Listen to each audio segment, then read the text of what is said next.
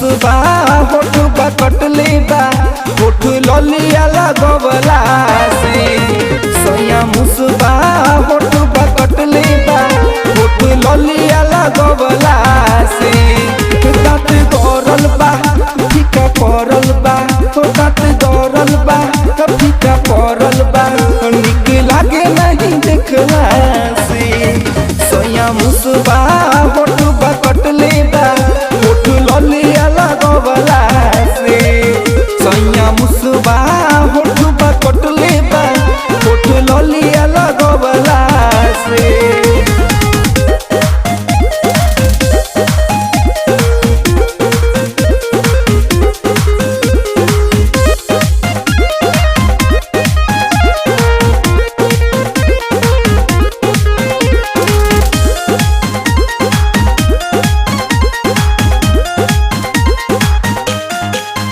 तोहर दिहल होठ ललिया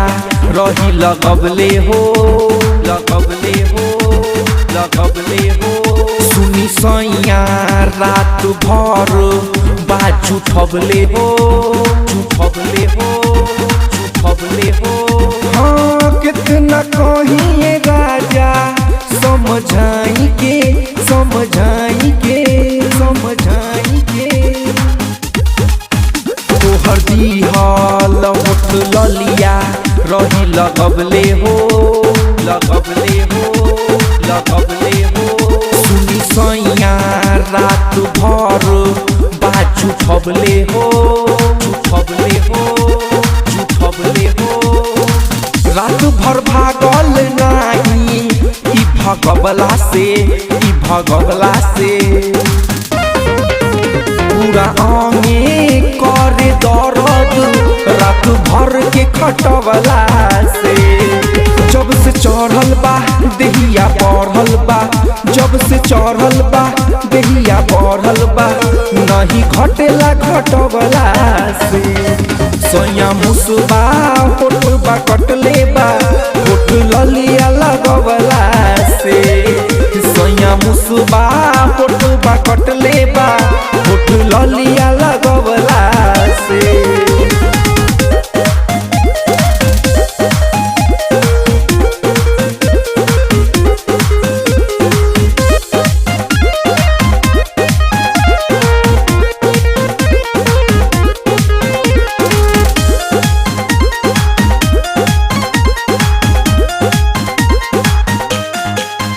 सुन राजा घर आजा मन करेला करेला करेला देखी सपना से जिया पर तू ही चढ़ेला चढ़ेला चढ़ेला रात भखिया ये राजा हाँ हाँ जागेला हाँ हाँ जागेला जागेला सुन राजा घर आजा मन करेला करेला करेला देखी सपना से जिया पर तू ही चढ़ेला चढ़ेला चढ़ेला सुन ये रजनीश राजा निक लागे ना निक लागे ना रोज खोजे लाई देहिया सैया साथ सुतवला के सुन मनीष बरता खीस सुन मनीष बरता खीस तोरा बहरा गईला से सैया मुसबा होठ बा कटले बा होठ ललिया लगवला से राजा मुसबा होठ बा कटले बा